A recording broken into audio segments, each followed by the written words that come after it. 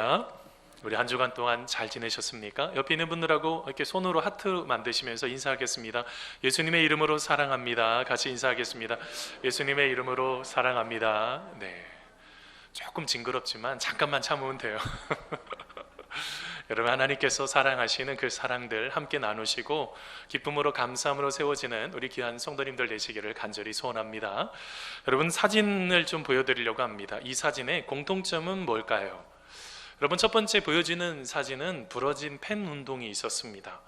이전에 인천국제공항사가 자사협력업체를 청원경찰로 한 약 1,900여 명을 직접 고용하려고 했던 적이 있죠. 그때 조금 한 청년이 좀 미련했어요. 자기가 뭐 대기업 뭐 하는 것만큼 돈을 받고 하면서 그렇게 하면서 난리가 났습니다. 취업준비생들이 이렇게 공부해서 무슨 소용이 있냐면서 연필을 부러뜨리는 것처럼 공부에 대한 이 공정한 것, 이 공정이 사라진 이 시대, 국가가 자꾸 왔다 갔다 하면서 이런 부분을 간섭하는 부분에 대해서 많은 청년들이 분개했습니다. 여러분, 또 다른 사진 하나 보여드리겠습니다. 여러분, 지금 부부가 뭐 하는 것 같아요? 사랑스럽게 이야기하는 것 같죠? 그렇게 안 보이죠? 싸우고 있는 것입니다. 2년 전에 여러분, 아내가 그렇게 말했습니다. 여보, 빚을 내서 우리 아파트를 좀 삽시다. 서울에 있는 아파트 좀 빚이 나도 좀 힘들어도 우리 좀 삽시다 라고 했는데 남편이 그걸 무시하고 전세를 샀습니다.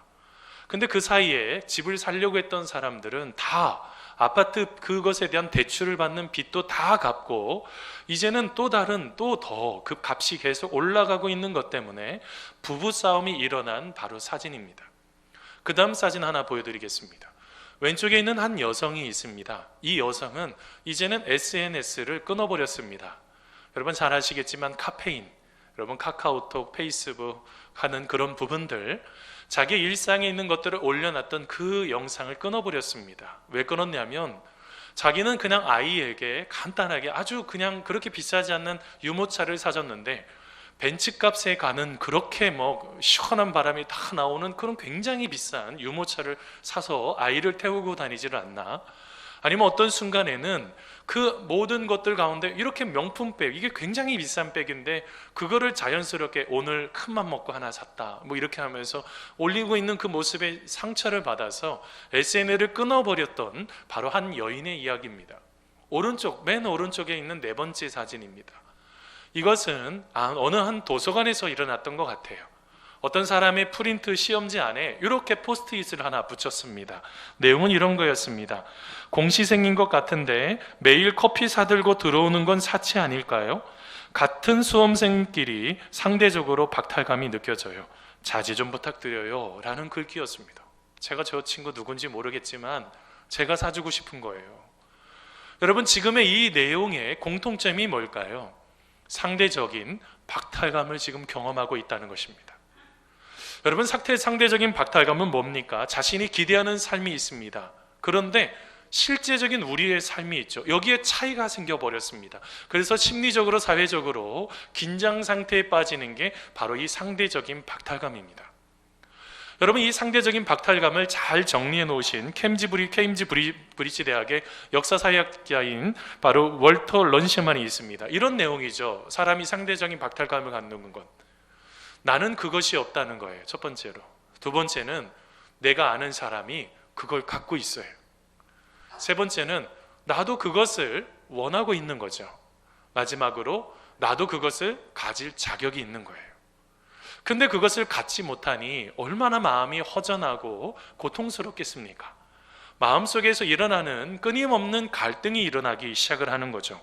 그러면 여러분, 이 상대적인 박탈감은 왜 생겨나고 있을까요? 우리가 지난주에 비교에 대해서 말씀 나눴죠. 사람들의 마음에는 비교하는 마음이 있습니다.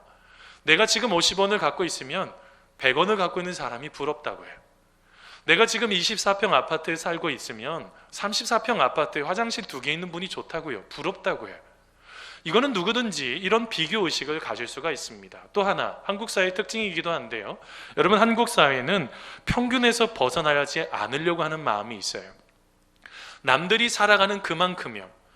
요즘 이제 IMF 이후에 중산층이 붕괴되고, 우리나라 얼마 전에 몇 해 전에도 중산층이 점점점 붕괴되고 있다고 그러셔서, 이 중산층이 되게 두터웠습니다. 이건 뭘 말하고 있어요? 한국 사회는요, 중간에 끼고 싶은 마음이 있다고요. 너무 높이 가는 것도 있겠지만, 그런 꿈도 있겠지만, 중간에 알맞게 다른 사람과 비슷하게 살고 싶은 마음이 있어요. 그런데 어떤 일이 생긴 것입니까? 이게 이 중간 안에 들어가려고 하니까 이게 어떻게 돼요? 진입장벽이 높다고요. 요즘 아파트 문제로 시끄럽습니다. 이 많은 젊은 층들이 이거 더 기다렸다가는 안 되겠다 싶으니까 뭐 하고 있습니까? 그 안에 들어가려고 이 잔류 심리가 자꾸 생기면서 경쟁 심리가 발동이 되기 시작했어요. 뭐 하는 것입니까? 조바심을 내기 시작하는 거죠. 여러분, 이 부분을 설명하는 것은 이렇게 설명할 수 있습니다. 여러분, 동물의 왕국 보셨죠? 세렝게티 초원에 사자 무리가 임팔라를 잡아먹으려고 달려갑니다. 그러면 어떻게 할까요? 아무 생각 없이 막 뛰는 게 아니고요, 원을 그리면서 뛴다고 그래요. 약간 둥그렇게. 왜냐하면 사자가 탁 치면 툭 치고 도망가려고. 근데 누가 잡혀요? 연약한 새끼들이나 또 누가요? 병들었던 그런 동물들, 그런 연약한 동물들이 잡아먹히게 되는 거. 그러니까 그 안에 들어가려고 그렇게 몸부림을 치는 것입니다. 그래도 그 안에 들어가지 못하면 계속 상대적인 박탈감이 마음속에 찾아오게 되는 거죠. 그런데 여러분, 이 박탈감의 감정을 잘 다스리셔야지 된다는 거예요. 강남 차병원의 정신건강의학과 교수인 서우석 교수가 이런 말을 했습니다. 누구든지 타인의 행복을 보고 부러움을 느낄 수 있다. 저도 부럽죠. 그런 사람들 보면 부럽습니다. 그런데 열등감이나 평소에 열등감이 있거나 자존심이 아주 이렇게 무너진 사람들은 그런 사람들을 보면 강한 감정인 시기와 질투를 갖게 된다는 거예요. 적어도 분명히 불법을 저질러서 했을 거야 라는 것부터 시작을 해서 자꾸 시기하고 질투하는 마음이 생겨나게 된다는 거죠. 그뿐만이 아닙니다. 심리학자인 거라는 분이 있어요. 여러분, 가치 제공 능력이 있습니다. 분명히 가치 제공 능력이 있는데 이거는 어느 정도 이상 가면 올라가지를 못해요. 그러던데 사람들의 마음은 어때요? 점점점 높아지는 거죠. 어떻게 될까요? 거기에 공격적인 성향이 생겨나기 시작한다는 거예요. 그리고 더 나아가서 어디까지 갈까요? 폭력적인 문제들이 일어나기 시작하는 거죠. 그럼 미국에서 여러분, 이게 코로나19 때 얼마나 많은 상점들이 약탈을 당했습니까? 그게 그들이 갖고 있는 상대적인 박탈감이 그렇게 폭력적으로 남의 것을 빼앗는 것까지 가게 되는 그런 심각한 문제가 생겨나게 되는 것입니다. 그런데요, 여러분, 도대체 한번 생각해 보신 적이 있습니까? 얼마를 가져야지 우리는 상대적인 박탈감을 누리지 않을 거냐는 거예요. 여러분, 얼마나 갖고 있어야지, 돈으로 따지면 도대체 얼마를 갖고 있어야지 상대적인 박탈감이 없을까요? 여러분, 이전에 그 임시완 씨가 주인공이었던 여러분 원라인이라는 그런 영화가 하나가 있었습니다. 이게 뭐냐면 한마디로 말하면 여러 가지 것 중에 작업 대출을 하는 거예요. 작업 대출을 하면 손해보는 사람들이 생겨나잖아요. 근데 그때 임시완이 이런 말을 했습니다. 1억으로는 벤츠 한 대밖에 못 사고 10억으로는 강남의 괜찮은 아파트, 지금은 이제 이것도 안 되죠. 1000억 있어도 고우 그림 한 점밖에 못 산다 라는 말을 해요. 제가 그걸 보고 야, 이렇게 하면 도대체 얼마나 갖고 있어야 되지? 라는 생각을 해본 적이 있어요. 자, 그런데 여러분들이 생각하는 것 이상으로 모든 것을 다 가지고 있었던 사람이 오늘 본문의 주인공입니다. 바로 솔로몬이죠. 여러분, 솔로몬은 모든 것을 다 이룬 남자입니다. 어느 날 그가 하나님 안에서 뭐 그렇게 생각을 했는지 모르겠지만 그가 지혜를 가지고 하나를 생각했습니다. 치밀하게 연구를 하나 해요. 어떻게 하지 낙을 누리고 즐겁게 살 수 있을까? 연구를 하기 시작을 합니다.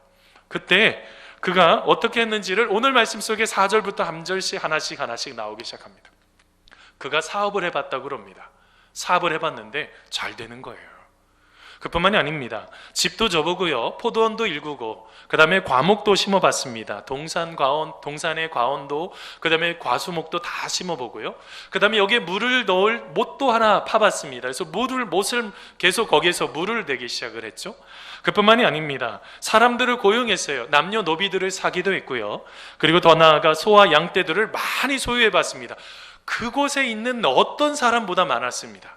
그리고 더 나아가서 은과 금과 여러 보배도 소유했고요, 다른 사람이 갖지 못하는 굉장한 보물도 가져갔고요, 그리고 더 나아가서 노래하는 남녀들과 많은 처첩들도 두어봤습니다. 그뿐만이 아닙니다. 그가 가지고 있는 지혜도요, 여전히 지혜로운 거예요. 그가 그런 말을 합니다. 나는 내 눈이 원하는 것을 다 했고 마음의 즐거움, 그 모든 것들을 쓰고 그런 즐거움의 모든 수고를 다 해봤다는 것입니다. 그러고 나서 결론처럼 오늘 말씀의 11절에 이렇게 고백합니다. 여러분, 오늘 말씀 전도서 2장 11절입니다. 같이 한번 읽어보겠습니다. 그 후에, 시작. 그 후에 내가 생각해 본즉 내 손으로 한 모든 일과 내가 수고한 모든 것이 다 헛되어 바람을 잡는 것이며 해 아래에서 무익한 것이로다. 아멘. 뭐 했다고요? 많은 것을 다 가져봤다는 것입니다. 많은 것을 다 가져봤던 이 사람도 어떻게 느끼고 있습니까? 허무하다는 거예요. 바람을 잡는 거, 어떻게 바람을 잡을 수가 있겠습니까? 아무리 노력하고 열심히 해봤는데 이거를 잡을 수가 없는 허무함이 그의 마음속에 차고 넘치기 시작했다는 거예요. 뭘 말하고 있습니까? 우리가 생각하기에, 여러분들이 생각하기에 부러운 사람이 있죠. 그 부러운 사람이요, 솔로몬보다 더 가졌을까요? 얼마나 더 가졌을까요? 근데 그 사람도 허무함이, 상대적인 박탈감을 가질 수가 있어요.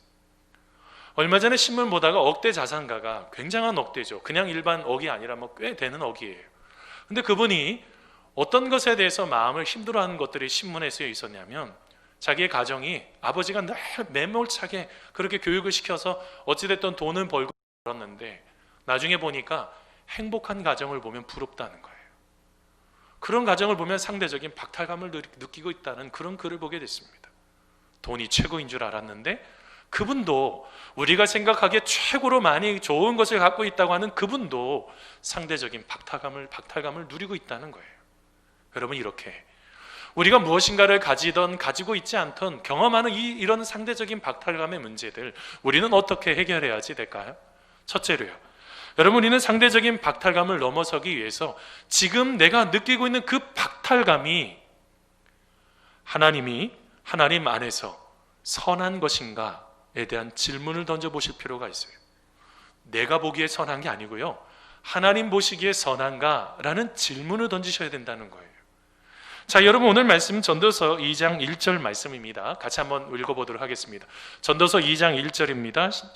시작. 나는 내 마음에 이르기를, 자, 내가 시험 삼아 너를 즐겁게 하리니 너는 낙을 누리라 하였으나 보라, 이것도 헛되도다. 아멘.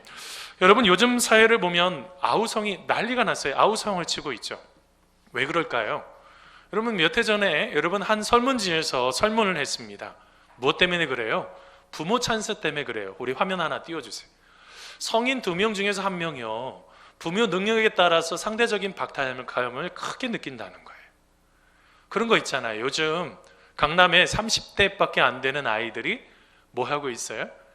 부모, 엄마, 아빠 찬스를 통해서 강남에 그렇게 몇십억 되는 집에 지금 들어가고 있잖아요. 유산을 갑자기 이제는 유산을 상속을 하니까 그렇게 해서 그렇게, 어떤 애는 취직이 안 되는데 부모 회사에 바로 들어가는 아이도 있고, 어떻게 보면 사회적으로 또 명성이 있는 그런 부모님이었으면 아빠 찬스, 엄마 찬스 써가지고 그렇게 회사도 좀 편안하게 들어갈 텐데. 여러분, 지금 뭘 말하고 있어요? 이런 것 때문에 상대적인 박탈감을 느끼고 있죠. 뭐 어떤 문제입니까? 공정의 문제라는 거예요. 지금의 시대 가운데 이런 공정의 문제가 참 고통을 지금 주고 있습니다. 그런데 상대적인 박탈감을 누리고 있다고 해서, 그렇게 느끼고 있다고 해서 거기에만 빠져서 신세만 한탄하고 있다고 한다면 여기는 문제가 생기는 것입니다. 그거를 객관적으로 들여다봐야지 돼요. 그 기준이 뭐라고요? 이것이 하나님 안에서 선한 것인가에 대한 질문이에요. 여러분, 오늘 말씀 전도서 2장 3절에 보면, 중간 이후에 보면, 여러분, 솔로몬은 어떤 것이 하나님 안에서 선인가를 생각을 하게 되었습니다. 어떤 것이 선일까? 그렇게 생각을 하면서 뭘 했습니까? 자기가 얻을 수 있는 거 다 얻어봤어요. 그뿐만이 아닙니다. 오늘 말씀의 2절 말씀에 보면 그가 누릴 수 있는 기쁨을 누려봤어요. 잔치 자리에 가서 웃어도 보고요. 그리고 더 나아가서 내가 누릴 수 있는 희락, 가장 기쁨의 희락까지도 다 누려봤다고요. 그런데 그게 그의 마음속에 그 모든 것들을 다 얻었다고요? 아니요. 여러분, 그는 뭐 하고 있습니까? 아무리 그런 좋은 쾌락을 얻었다고 해도 이게 바람을 잡는 것과 같이 허무했단 말입니다. 허무가요, 헤벨이라고요. 헬라어로 뭐예요? 히브리어로 무의미하다는 거예요. 낙이 없이 기쁨이 다 사라져버리는 그런 부분들이 돼버린 거예요. 자, 그런데 오늘 말씀 속에 솔로몬이, 그 많은 것들을 다 누리고 있었던 그 솔로몬이 왜 이렇게 그의 삶 속에 그런 고통을 느끼고 있었을까요? 여러분, 결정적인 것 중에 하나가 오늘 말씀에 말하고 있는 것처럼 그가 낙을 누리기 위해서 즐겁게 행했다고 그랬잖아요. 그 낙의 의미를 놓친 것입니다. 낙이요, 여러분, 즐거울 낙자가 아니에요. 여기서 낙은 히브리어로 토부입니다. 여러분, 토부가 어떨 때 있어요? 이 토부라는 뜻이 좋은 것, 선한 것, 이런 의미가 있잖아요. 그런데 이 토부가 제일 많이 쓰고 있는 성경 말씀이 있습니다. 어디예요? 창세기 1장에 있는 말씀이죠. 하나님께서 모든 천하 만물을 다 만드실 때마다 뭐라고 말씀하셨습니까? 보시기에 좋았더라. 보시기에 좋았더라. 이게 토부라고요. 누가 보기에 좋아야지 되는 것입니까? 하나님 보시기에 좋아야지 된다고요. 내가 보기에 좋았다고 해서 하나님 보시기에 좋지 않을 수도 있잖아요. 우리는 우리의 신앙생활 속에서 자꾸 이걸 놓쳐버립니다. 오늘 말씀 속에 솔로몬이 놓친 게 무엇입니까? 그의 어린 시절, 그의 이전의 삶을 한번 되돌아보겠습니다. 그가 왕이 되었을 때요, 어떤 삶을 살아갔을까요? 토부요, 하나님이 보시기에 좋은 삶을 살아갔습니다. 하나님 보시기에 좋은 삶을 살았다는 게 뭡니까? 그가 그의 인생 가운데 하나님을 바라보고 하나님이 기뻐하시는 그 길을 따라갔다고요. 여러분, 열왕기하 말씀 쭉 읽다가 보면 여러분, 그 말씀 속에 솔로몬이 왕이 된 이후에 하나님 앞에 기도하기 시작했습니다. 어떤 기도를 했습니까? 하나님, 저는요 아이와 같아요. 제가 여러분 왜 아이와 같다고 말했을까요? 왕이 해야 되는 것 중에 하나가 뭐냐면 송사를 해결해야 돼. 재판을 잘해야 된다고요. 여러분 한번 생각해 보세요. 판결을 잘못하면요, 피해자가 피해를 받지, 피해를 얻었는데 그것에 대한 정확한 구제를 받지 못하면 이거 어떻게 되는 거예요? 가해자가 문제가 있다고 정확하게 얘기를 해야 되는데 돈을 받고 판결을 굳게 했다고 한다면, 아니면 내가 판단을 할 때 제대로 듣지 못해서 제대로 된 판단을 하지 못했다고 한다면 어떻게 할까요? 그래서 구했던 게 뭐예요? 하나님 앞에 기도한 것. 하나님, 저에게 듣는 마음을 주십시오. 레부쇼메아. 하나님은 그의 마음속에 그래서 응답으로 뭘 주셨습니까? 듣는 마음을 주셨을 뿐만 아니라 덤으로 뭘 주셨어요? 모든 부귀와 명예를 하나님께서 덤으로 채워주셨다고요. 자, 그런데 솔로몬이 그의 인생을 살다가 존재의 근원적인 문제가 하나가 생겼습니다. 내가 지금 살고 있는 것이 맞는 것인가? 공허하다는 거죠. 다 누리고 다 얻고 있었지만 그의 인생 속에 공허함이 있었습니다. 그러면 어떻게 해야 돼요? 누구에게 지혜와 지식을 물어야 되죠? 오늘 말씀 속에 하나님에 대한 질문하는 것들이 하나도 나타나고 있지 않아요. 하나님의 이름을 찾지 않습니다. 그러면 여기에서 어떤 문제가 생겨버릴까요? 진정한 지혜와 지식은 누구로부터 얻게 되느냐라는 거예요. 여러분, 잠언서 9장 10절 말씀입니다. 여호와를 경외하는 것이 지혜의 근본이요 거룩하신 자를 아는 것이 명철이니라 라고 말씀하셨어요. 지혜는 누구에게로 얻는다고요? 여호와를 경외할 때 얻게 되는 거예요. 지식은요, 잠언서 1장 7절 말씀입니다. 여호와를 경외하는 것이 지식의 근본이거늘 미련한 자는 지혜와 훈계를 멸시하느니라 라고 말씀하고 있습니다. 진정한 그의 마음속에 허무하게 느껴졌을 때 이것에 대한 정확하게 이 모든 지혜와 지식이 있어야지 해결이 되는데, 이거는 누구에게로부터요? 여호와를 경외함으로부터 얻을 수가 있는 거라고요. 하나님 앞에 서 있다는 것, 내가 두렵고 떨림으로 서 있다는 바로 거기에서부터 지혜와 지식을 얻을 수가 있는 것입니다. 조금 더 다른 말로 표현하면요, 내가 하나님 안에서 안식하고 있었으면 그의 마음속에 가지고 있는 궁금증들이 다 해결이 됐을 거라고요. 여러분, 뭘 말하고 있습니까? 우리는 자꾸 무엇인가를 외형적으로, 어떤 공로적으로 무엇인가를 자꾸 쌓으려고 해요. 집을 짓든지 뭘 하든지 사람들에게 보이기 위한 그런 외형적인 것에 굉장히 집중 많이 하죠. 근데 여기에서 문제가 생겨버려요. 여러분, 그 지혜와 지식이 누구에게로부터 생기냐는 거예요. 사랑하는 성도 여러분, 우리는 하나님 보시기에 좋은 삶을 지금 살아가고 계시는 것입니까? 아니면 내가 보기에 좋은 삶을 살아가고 있는 거예요? 우리가 마음속에 상대적인 박탈감을 경험할 때 그 생각이 하나님이 보시기에 선한 것인지를 먼저 하나님이 주시는 지혜와 지식으로 여러분 분별하는 우리가 되기를 간절히 소원합니다. 두 번째로요, 여러분 우리의 마음속에 이 상대적인 박탈감을 넘어서기 위해서는 어떻게 해야 될까요? 나의 만족만 추구하는 것이 아니라 그 뒤에 하나님이 원하시는 그것까지 그 끝에 있으셔야지 된다는 것입니다. 나의 영광만을 추구하는 것이 아니라 이것의 끝에 하나님께 영광이 되고 이웃을 섬길 수 있는 것이 되셔야지 된다는 거예요. 우리의 목적이요. 여러분 오늘 말씀 여러분 한번 보겠습니다. 여러분 전도서 2장 1절에서 11절까지 한번 성경책을 쭉 훑어보세요. 자, 쭉 훑어보시면서 가장 많이 반복되고 있는 단어가 무엇입니까? 여러분 말씀을 쭉 한번 찾아보셔야 돼요. 저 보시지 마시고 성경책을 한번 찾아보세요. 자, 1절부터 그냥 1절 벌써 시작할 때부터 막 뭐가 자꾸 반복되는 단어가 있습니다. 어떤 단어를 찾으셨어요? 나라는 단어, 내가라는 단어예요. 여러분 나라는 단어는 10번이나 나옵니다. 그리고 내가 너를 위해서, 너도요 실제로는 나예요. 12번이 다 나고요. 그 다음에 내가는 23번이나 나와요. 여러분 오늘 말씀에 그가 프로젝트를 하나 채웠는데 그 프로젝트가 누구를 위한 것이었어요? 나만을 위한 프로젝트였던 거예요. 여러분 한번 생각해 보신 적 있으세요? 왜 상대적인 박탈감을 누릴까요? 질문 드리려고 해요. 그거 얻어서 뭐 하시려고 하십니까?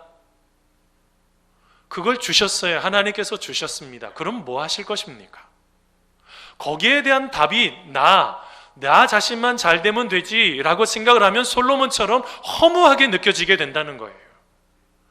무엇이 목적이 되어야 되는 것입니까? 하나님이 보시는 방향성이 어디예요?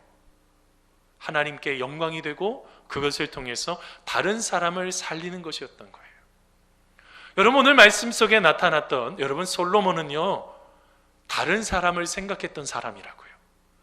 나 자신의 부귀와 명예만을 추구했던 인생이 아니라 다른 사람을 생각하면서 내가 어떻게 해야지 내가 다른 사람에게 실패하지 않고 실수하지 않도록 듣는 마음을 달라고 기도할 정도로 그렇게 늘 한 사람 한 사람을 세심하게 보았던 사람이라고요. 근데 뭐 하고 있어요? 자기 자신만 바라보고 있는 거예요.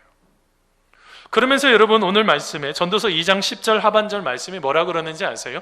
그 모든 것들을 다 이루었다고 말하면서 이런 말합니다. 이것이 나의 모든 수고로 말미암아 얻은 몫이니라 라고 말씀하고 있어요. 누가 해서 열심히 해서 얻었대요? 내가 열심히 살아서 내가 이만한 재산이 있고 이것을 얻은 것이다 라고 지금 말하고 있는 거예요. 여러분 여기에서 무엇인가가 잘못됐다고 느껴지지 않으십니까? 당연히 내가 열심히 수고해서 얻었죠. 그런데 놓치는 것이 하나가 생각을 보기 시작한 거예요. 누구를 잃어버렸어요? 하나님을 잊어버리기 시작을 하는 거예요.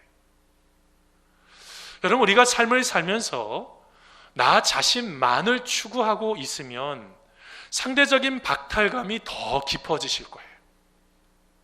남이 없는 것만 자꾸 생각을 보고 바라보고 있고 내가 왜 그렇게 할 수밖에 없을까라고 아마 그걸로 끝나버리지 않았을 것입니다. 어떤 순간에 부모도 탓을 하고 내가 그때 그 사람만 만나지 않았으면 하고 또 생각을 했을 테고, 그리고 더 나아가서 내 마음속에 하나님에 대한 생각은 하나도 없이 내가 지금 이룬 것 이거 다 내가 열심히 해서 이건 내가 열심히 해서 얻은 나의 몫이야 라고 하면서 자기를 자랑하고 있을지도 모르겠어요.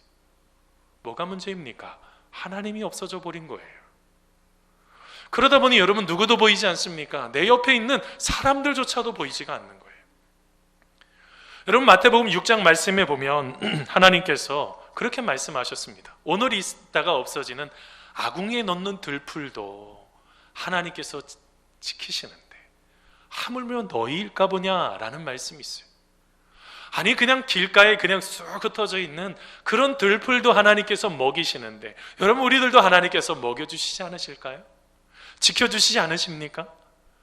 그런데 여러분 오늘 말씀 속에 그 마태복음 6장 말씀에 그런 말씀을 쭉 가시면서 하나님께서 우리에게 도전하고 계세요. 그게 마태복음 6장 33절 말씀인데요. 그런즉 너희는 먼저 그의 나라와 의를 구하라. 그리하면 이 모든 것을 너희에게 더하시리라 라고 말씀하셨어요. 뭘 말하고 있는 것입니까? 예수님은 우리가 천국 시민이라고요. 하나님의 백성인 것입니다. 그러면 하나님의 나라와 하나님의 의를 먼저 구하셔야지 된다는 거예요. 그것을 먼저 구하고 어떻게 하는 것입니까? 하나님께서 기뻐하시는 그 길을 따라서 한 걸음 한 걸음 주님과 함께 길을 걸어가라는 것입니다. 그렇다고요? 여러분, 이것을 그 길을 걸어가라고 해서 악한 사람들의 그 길을 걸어갈 때 복 있다라고 말씀하지 않았어요. 시편 1편 1절에 뭐라고 말합니까? 복 있는 사람은 악인들의 길을 따르지 아니하며 죄인들의 길에 서지 아니하며 오만한 자들의 자리에 앉지 않는다고 그랬어요. 뭐 하는 것입니까? 하나님이 주신 지혜를 가지고 균형을 잡히고 어떻게 하는 것이에요? 하나님께서 이끄시는 그 길을 우리가 따라가셔야지 된다는 거예요. 거부하시면 안 됩니다. 그러면 자꾸 상대적인 박탈감 속에서 자기 자신을 자책하는 것까지 간다고요. 내 자신을 던져버리는 거예요. 여러분, 뭘 말하고 있는 것입니까? 우리가 삶을 살아가는 데 있어서 우리가 가지고 있는 모든 것이 하나님의 나라와 하나님의 뜻, 하나님이 기뻐하시는 그 길을 향해서 가고 있는지를 점검하셔야지 된다는 것입니다. 그러면 누가 보여요? 내 옆에 아파하는 사람들이 보여요.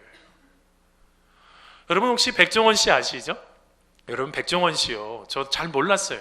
여러분, 이 골목 식당에 나오게 됐던 그런 이야기들을 쭉 보게 됐는데요, 여러분, 포방토 돈가스 이 집 아마 이야기 아실지 모르겠어요. 근데 이분이요, 열심히 장사를 하니까 사람들이 너무 많아서 시끄럽다고 해서 그 동네에서 쫓겨났잖아요. 그래서 나중에 백종원 씨가 도왔어요. 그가 있는 그 호텔, 더본 호텔 옆에 연돈이라는 그 건물 이렇게 만들어서 이렇게 살 수 있도록 도와줬어요. 근데 제가 그때 사람들이 막 여러 가지로 비판하고 그랬습니다. 그때 뭐라 그랬냐면, 백종원이 자기 사업을 위해서 돈가스 집을 이용한다, 이런 것도 있었지만 백종원은 대단한 사업가다, 이런 얘기가 막 나타나기 시작했어요. 왜 그런지 아세요? 와, 근데요, 그 뒤에요, 제가 백종원 씨의 굉장히 멋진 생각을 제가 나중에 알게 됐어요. 그게 뭐냐면, 나의 이득을 손님과 나눈다는 게 가치라는 거예요. 그러면서 이런 말을 했습니다. 장사가 잘 될수록 가격을 내리라고 권해요. 단연컨대 음식값 올린 가게들은 오래 못 가요. 그게 가게도 좋고 손님도 좋은 상생의 원칙입니다 라는 말을 합니다. 뭐 한 것입니까? 그의 마음속에 이것을 가지고 가게가 망해가는 그 가게를 어떻게 하는 거예요? 자기가 도울 수 있는 것까지 기술을 가지고 돕습니다. 그리고 더 나아가서 쉽게 요리를 만들 수 있는 방법을 하고 있어요. 왜 만들었을까요? 그게 이유가 뭘까요? 나눔의 힘을 믿기 때문에 그래요. 다른 사람을 섬길 때 그 속에서 나 자신도 살 수 있다는 것을 기억하고 있는 것입니다. 여러분, 알고 계세요? 나 자신만 잘 먹고 잘 사는 길이 있고, 하나님께서 기뻐하시는 모든 사람을 다 같이 살리면서 우리 모두가 다 잘 될 수 있는 길이 있다고요. 두 가지 갈래길 속에 있어요. 그거를 말하고 있는 시 하나가 있습니다. 그게 윌리엄 블레이크가 경험의 노래라는 시에서 이런 말을 했어요. 두 부류의 사람이 있다는 거죠. 네 줄은 첫 번째 사람이고요, 이런 사람입니다. 사랑은 저 좋은 일만을 구하지 않고 자신에게만 관심을 쏟지도 않습니다. 도리어 다른 이들을 편안하게 하며 지옥의 절망 가운데 하늘나라를 세웁니다. 두 번째 사람은요, 사랑은 오로지 자신만을 즐겁게 하며 그 기쁨에 다른 이를 잡아맵니다. 남이 평안을 잃는 걸 즐거워하고 천국의 체념 가운데 지옥을 세웁니다. 두 부류의 사람이 있다는 거예요. 하나님이 원하시는 사람은 어떤 사람일까요? 앞에 있는 사람이죠. 우리가 다른 사람이 고통하고 있을 때 그 사람이 하나님의 나라를 세울 수 있도록 옆에서 도와주시는 거예요. 누구든지 다 도울 수 있습니다. 아세요? 많이 갖고 있는 사람만 도울 수 있는 게 아니라 내가 상대적으로 박탈감 속에 빠져 있는 사람도 도울 수 있어요. 내가 커피를 뽑다가 내가 돈 1,000원이 더 있으면 내 옆에 있는 누군가에게 사줄 수도 있잖아요. 능력이 좀 부족한 사람 옆에서 능력을 잘 풀어낼 수 있도록 능력껏 도와줄 수도 있고요. 더 나아가서 마음속에 고통 속에 있는 사람 찾아가서 작은 말일지라도 그 사람을 살리는 그 말도 할 수가 있습니다. 그뿐만일까요? 하나님께서 진정으로 원하는 것은 무엇일까요? 우리는 누구든지 그 박탈감 속에 있을 때 그것을 우리가 어떤 것을 원하고 있는 것이 끝이 무엇인지를 잘 점검하셔야지 돼요. 솔로몬처럼 내 만족만을 추구하면 허무하실 것입니다. 내 만족만 추구하시면 하나님께서 다 가지고 가실 수도 있으십니다. 이따가 뒤에 또 하나 다루겠습니다. 뭘 말하고 있습니까? 하나님께서 진정으로 기뻐하시는 바로 그 안팎의 변혁을 통해서 누구든지 섬기고 누구든지 하나님 앞에 영광이 되는 것인지를 점검할 때 그 상대적인 박탈감을 넘어설 수가 있다는 거예요. 여러분, 우리가 그런 사람이 되기를 간절히 소원합니다. 마지막으로 한 가지 더 보겠습니다. 상대적인 박탈감을 넘어서기 위해서는 어떻게 할까요? 그 모든 것이 하나님의 손에서 나오는 것임을 기억해야 된다는 거예요. 여러분, 오늘 말씀 전도서 2장 11절 말씀입니다. 사람이, 같이 읽습니다. 시작. 사람이 먹고 마시며 수고하는 것보다 그의 마음을 더 기쁘게 하는 것은 없나니 내가 이것도 본즉 하나님의 손에서 나오는 것이로다. 아멘. 여러분, 거지 아버지와 아들의 이야기입니다. 여러분, 중국처럼 갑자기 큰 홍수가 나서요. 홍수가 나서 동네 마을에 있는 사람들의 좋은 물건들이 막 떠내려가기 시작을 합니다. 그때 아들이 이런 말을 했습니다. 아버지, 우리는 행복하네요. 잃을 게 없어서요. 그랬더니 아버지가 이렇게 말했다고 합니다. 그게 다 아버지 잘 둔 덕이다. 이렇게 말했다고 그래요. 여러분, 알고 계세요? 빈손이면요 굉장히 자유해요. 빈손이면 담대합니다. 그런데 갖고 있는 것이 많으면 불안해요. 무엇인가를 더 채우려고 하는 아주 그런 마음이 생겨버립니다. 여러분, 오늘 말씀 속에 솔로몬은 다 채워봤다고요. 할 수 있는 걸 다 해봤다고요. 그런데 그가 그렇게 열심히 다 채워놓고 나중에 어떻게 해버린 것입니까? 허무하다고 고백하는 결정적인 이유가 뭘까요? 여러 이유 중에서 하나는 뭐냐면, 여러분 오늘 말씀 전도서 2장 말씀 속에 하나의 힌트를 찾아야 되는데, 해 위에서의 삶, 하나님이 기뻐하시는 삶이 아니라 해 아래의 삶, 땅에서의 삶만을 추구했다는 거예요. 뭘 말해요? 내가 원하는 대로 살았다는 거예요. 여러분, 오늘 말씀 속에 자기가 원하는 대로 삶을 살았을 때 여러분 깨달은 게 뭐예요? 아니, 도대체 어떤 것이 선한 것일까라고 질문을 던지고, 그러고 나서 자기가 깨달은 게 뭡니까? 여러분, 전도서 2장 24절 말씀입니다. 같이 한번 읽어보겠습니다. 사람이, 같이 읽습니다. 시작. 사람이 먹고 마시며 수고하는 것보다 그의 마음을 더 기쁘게 하는 것은 없나니 내가 이것도 본즉 하나님의 손에서 나오는 것이라. 인생의 선한 것이 뭐냐? 사람이 먹고 마시며 수고하는 것, 이게 결론이에요. 근데 그걸 누가 준다고요? 오늘 말씀에 솔로몬이 뭘 깨달았어요? 나중에 내가 먹고 살고 수고하고 열심히 해서 돈을 벌 수 있고 무엇인가를 얻을 수 있는 거는 내가 열심히 해서요? 내가 열심히 이게 내가 벌었으니까 나의 몫이라고요? 아니요. 누가 주셨다고요? 하나님의 손에서 주신 거라는 거예요. 또 하나가 있습니다. 나중에 또 깨닫고요. 전도서 3장 13절에 이렇게 고백했습니다. 같이 한번 읽어보겠습니다. 사람마다, 시작. 사람마다 먹고 마시는 것과 수고함으로 낙을 누리는 그것이 하나님의 선물인 줄도 또한 알았도다.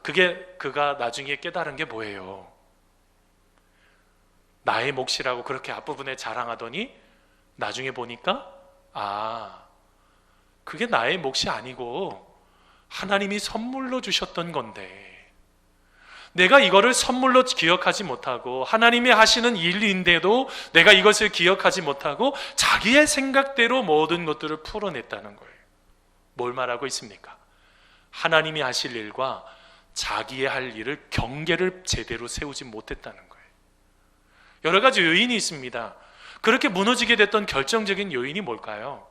그가요, 하나님께서 금하시는 일을 했어요. 어떤 금하시는 일을 했을까요? 여러분, 하나님께서 이스라엘 백성들에게 그렇게 말씀했습니다. 이방 여인들과 결혼하지 말라.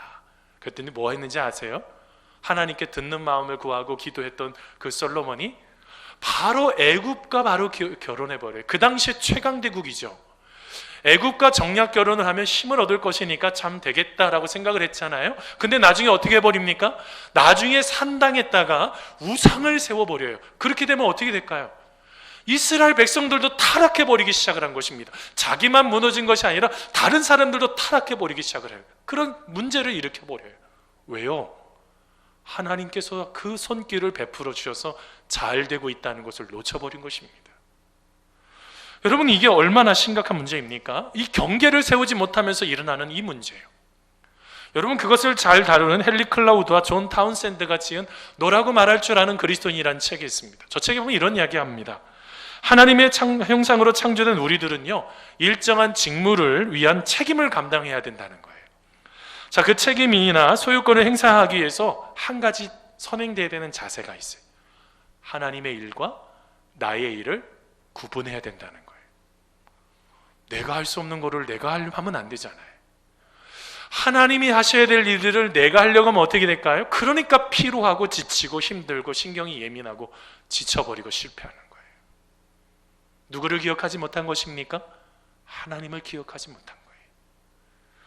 사랑하는 성도 여러분, 오늘 말씀 속에 예수님이 무엇을 원하고 계실까요? 우리의 마음속에 상대적인 박탈감이라는 것을 갖고 있을 때, 그러면 그 속에 하나님을 기억하고 있느냐? 라고 지금 질문하고 있는 거예요. 내가 무엇인가를 남과 비교할 때 참 마음이 답답하고 힘들지만, 없는 것 때문에 참 마음이 고통스럽지만, 그것만 생각하고 끝났다고 한다면 우리 안에 누구를 잃어버린 것입니까? 우리의 인생 속에서 진정한 전능한 우리의 하나님 아버지, 그 하나님을 기억하는 것을 놓쳐버린 게 된 거예요. 여러분, 뭘 말하고 있습니까? 우리가 삶을 살아가는 데 있어서 이 상대적인 박탈감은 바로 하나님을 만나는 기회가 된다는 것입니다. 내 마음속에 잃어버렸던 그것만 바라볼 것이 아니라, 없는 것만 바라볼 것이 아니라 우리의 삶 속에 만나주시는 그 하나님을 만나게 될 때, 여러분, 전도서 2장 26절에 하나님은 그 기뻐하시는 자에게 지혜와 지식과 희락을 주시겠다고 말씀하셨습니다. 하나님이 주시는 거예요. 내가 노력할 이유도 없어요. 여러분, 뭘 말하고 있습니까? 우리의 삶 속에 하나님을 기억하고 계십니까? 너는 아무나기 없다고 할 해가 가깝기 전에 누구를 기억해야 된다고요? 우리 전능하신 바로 그 하나님. 여러분, 그 하나님의 손길을 기억하고 모든 것 속에서 오는 것이 하나님께로부터 오는 것을 기억하시면서, 오늘 하루도 하나님을 기억하시면서 하나님께로 가까이 나아가는 우리 모든 성도님들 되시기를 간절히 소원합니다. 여러분, 말씀을 맺습니다. 여러분, 기시미 이치로라는 분이 있어요. 여러분, 마흔에게라는 책을 썼는데, 여러분, 저 책을 보면 그런 이야기가 나옵니다. 여러분, 이 이치로가요, 어느 하나의 높은 기준을 세웠다고 그럽니다. 그게 뭐냐면 일본 사람인데요, 한국어를 좀 유창하게 하고 싶었어요. 그래서 유창하게 하고 싶은데 하면 될까요? 이게 안 되는 거예요. 자꾸 실패하고 이게 일본어가 잘 안 되고, 그러니까 막 자꾸 나는 안 되는가 보다 이렇게 해서 뺄셈 사고를 하더라는 거예요. 근데 어느 날 생각을 바꿔버렸어요. 그게 덧셈 사고인데요, 이거는 뭐냐면, 오늘은 내가 인사만 하자, 한국말로 안녕하세요 이렇게 인사만 하자라고 생각을 하고 만나는 사람마다 안녕하세요 하고 인사를 하기 시작했습니다. 그 다음 날은 어떻게 했을까요? 이제는 나는 일본인입니다, 어디에서 살고 있습니다 하는 자기를 소개를 하는 것들을 하자라고 했습니다. 그러면서 어떻게 했을까요? 하나씩 자기가 성장하고 발전하기 시작하는, 이게 바로 덧셈 사고예요. 여러분, 뺄셈 사고는 뭘까요? 나는 저 사람보다 집이 없고 저 사람보다 돈이 없고 나는 그냥 무조건 안 되고 그냥 해봐야 안 되고 괜히 태어나가지고 왜 엄마가 나를 낳아서, 이런 얘기만 하는 게 뭐예요? 신앙 안에서 뺄셈 사고죠. 덧셈 사고는 뭡니까?